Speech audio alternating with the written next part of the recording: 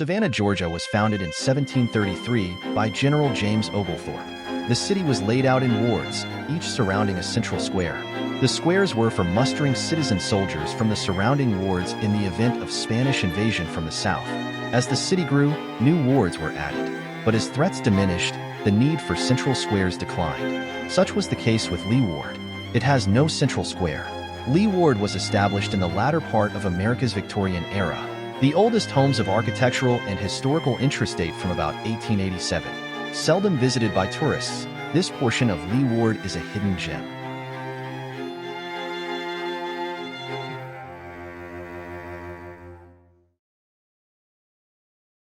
Tourists and locals alike will stand in long lines on Broughton Street for legendary Leopold's ice cream. But this is where it all started. Leopold's was established in 1919 by three Greek brothers who learned the confectioner's art from an uncle, then perfected it. Two streetcar lines intersected at this corner of Habersham and Gwinnett Streets, so it was the perfect place to open the ice cream parlor. Famed songwriter Johnny Mercer lived nearby and even worked in this store for a while, and he kept coming back when he returned home from Hollywood. Technically, the old Leopold's ice cream parlor building is not in Lee Ward. It's in Stevens Ward. But since we're here, it deserves a mention. Old-timers still pass by this corner with a sense of nostalgia.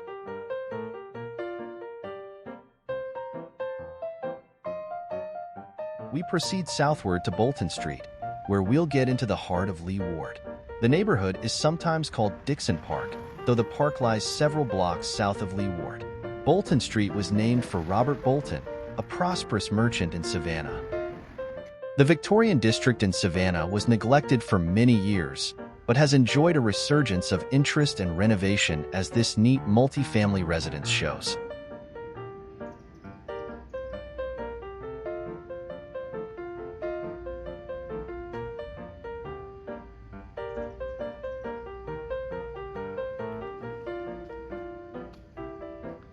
Not every home in this turn of the 20th century district is from that era. This sleek residence at 416 East Bolton Street was built in 2016.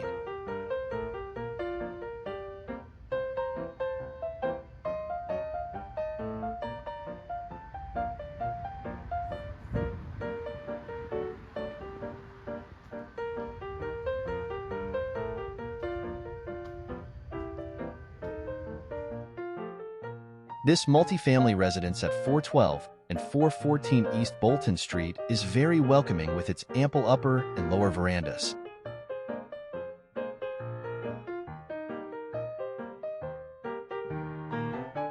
This charming home at 408 East Bolton Street was built in 1920 in the Colonial Revival style and renovated in 1985.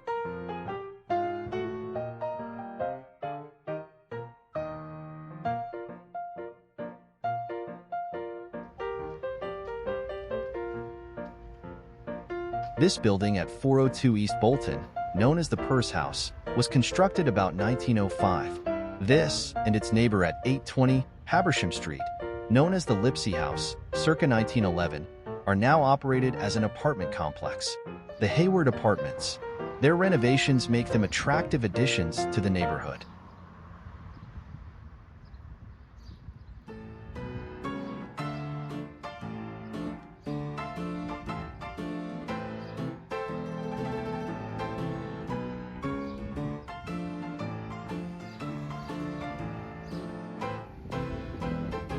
This Victorian-style home at 403 East Bolton Street was built for a Dr. Groth in 1887. Little can be found about the doctor, except that his name appears in an announcement in the Savannah Morning News on March 17, 1890, saying that he had returned and resumed his practice.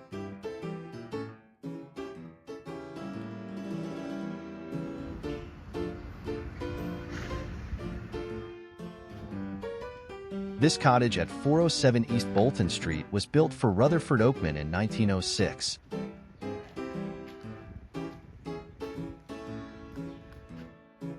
This comfortable home at 413 East Bolton Street was built for Susan Freeman in 1887.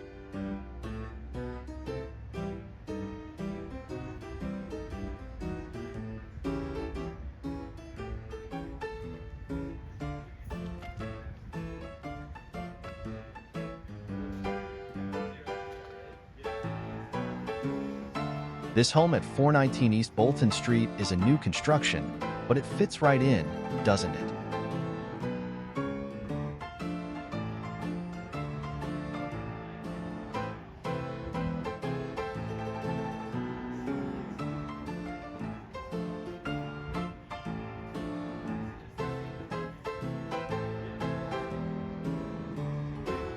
.421 East Bolton Street was built for John H. Judkins in 1893.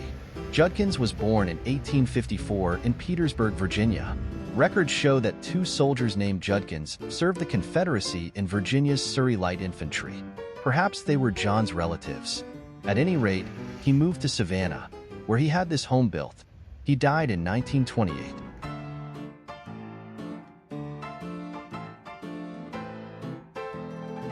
.414 to 420 East Waldberg Street was built in 1900 for Dr. Thomas P. Waring. A masonry row house is unusual in the Victorian Historic District. The marble trim makes it stand out. Tile features and the curvilinear gable over the bay windows give it a Spanish flavor. It was originally a set of 4 two-story townhouse units, but later divided into 8 apartments. It was originally built without bathrooms and closets, which was typical of older buildings. Those conveniences were added later. But can you imagine getting up in the night to use a chamber pot? Some called it a thunder mug. Thank goodness for new inventions.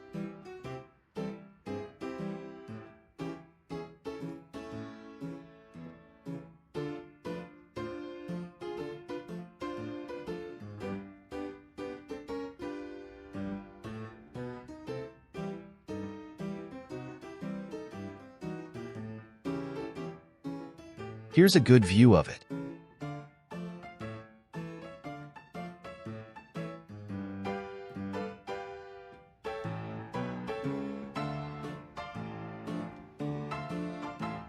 This home at 410 East Waldberg Street was built for Thomas Farr Jr. in 1900. Farr was born in Georgia in 1872. His father was originally from Barnwell, South Carolina. Savannah's population had grown to over 54,000 when this home was built. Thomas died in 1949 at the age of 77 years. This home at 408 East Waldberg Street was built for Clarence E. Broughton in 1890. Broughton seems to have been a lieutenant commander in the Brunswick Naval Reserve. The home was renovated in 1980.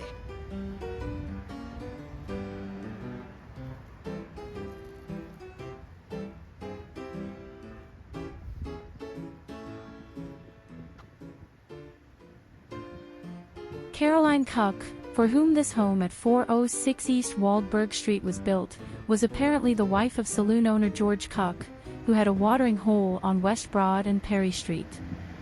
The Savannah Morning News of January 8, 1890, reported that George was said to be selling liquor on Sunday.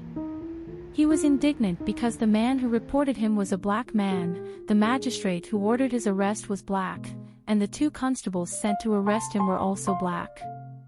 Ironically, the first constable's name was Caesar Waldberg. Anyway, this was an unusual precedent for the time. Besides the first offense, Cook was charged with obstructing legal process, and so was Caroline. She was applying for another retail liquor license in 1893. Caroline died in 1902 at the young age of 47, and is buried in Bonaventure Cemetery. The street was named for George Waldberg, a wealthy cotton planter and investor in banking and railroads.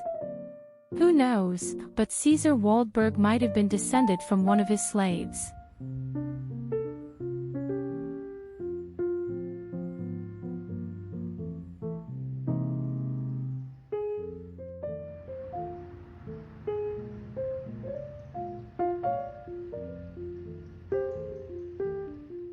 Diedrich Grimm was born in Germany in 1845 and died in 1909. Diedrich was a grocer and saloon owner in Savannah.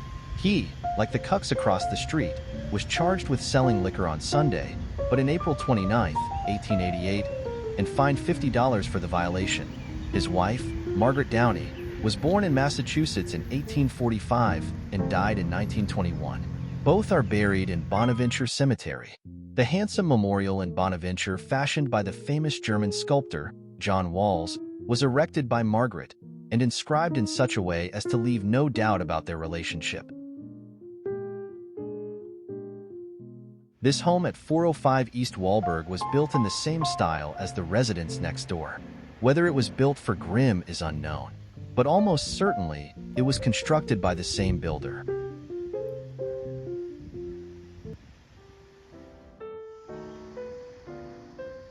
Pinckney Alston Waring was born in 1860 in Washington, D.C. Mr. Waring was co-executor with his mother of Dr. James J. Waring's, his father's estate. The Savannah Morning News of March 25, 1899 described it as, quote, a large and valuable tract of land already divided into lots in the southern portion of the city, end quote.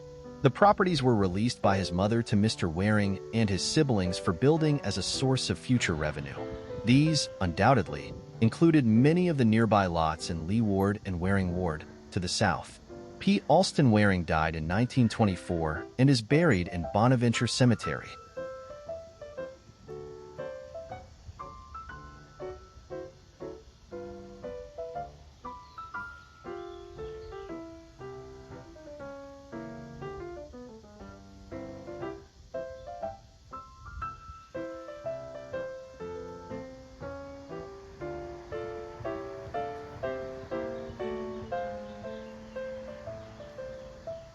This building, 411 and 413 East Waldberg, built in 1901, is on one of the lots Alston Waring inherited from his father.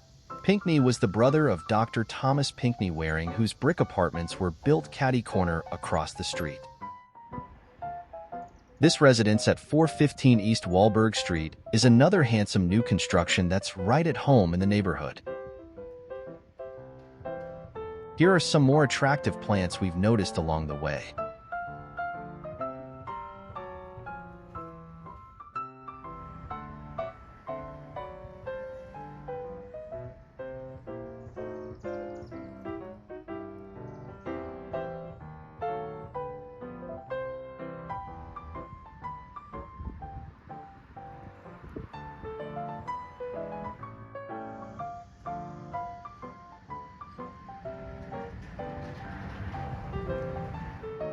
This apartment building at 418 and 420 East Park Avenue was built in 1913. This home at 412 East Park Avenue was built for Henry J. Turner in 1894.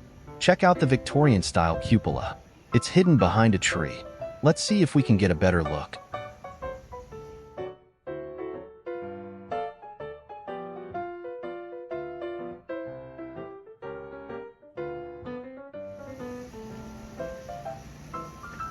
.410 East Park Avenue was built for Robert A. Grady in 1889. Now look again at the cupola on the roof of number 412.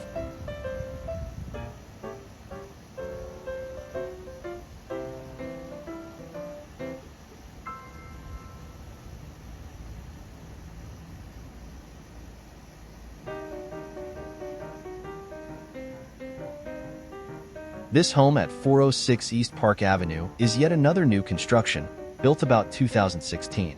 It also fits nicely in the neighborhood, doesn't it?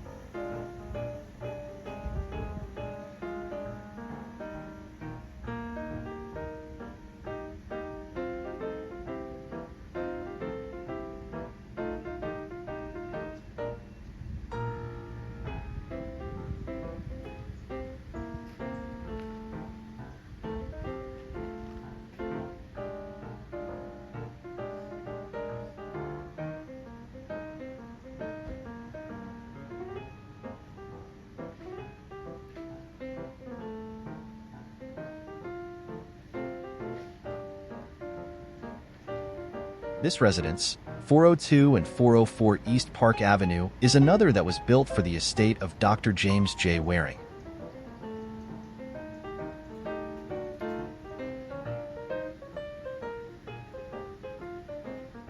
See the blue ceiling of the porch? It's called Haint Blue. It's a southern tradition, apparently derived from a belief held by the Gullah Geechee people of the Deep South that ghosts can't cross water. So porch ceilings were painted blue to simulate water and repel them. Let's take a look round back.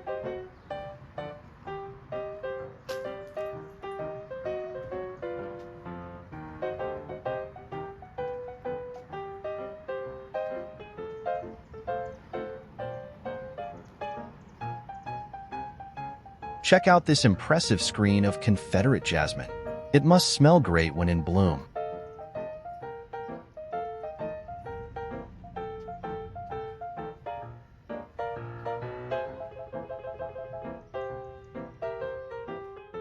We end our tour of Leeward beneath this large camphor tree. If you've enjoyed this video, please subscribe to our channel and give us a big thumbs up. You can learn more about some of the featured people and places in the show notes below. And be sure to check out our store at www.GoGardenNow.com.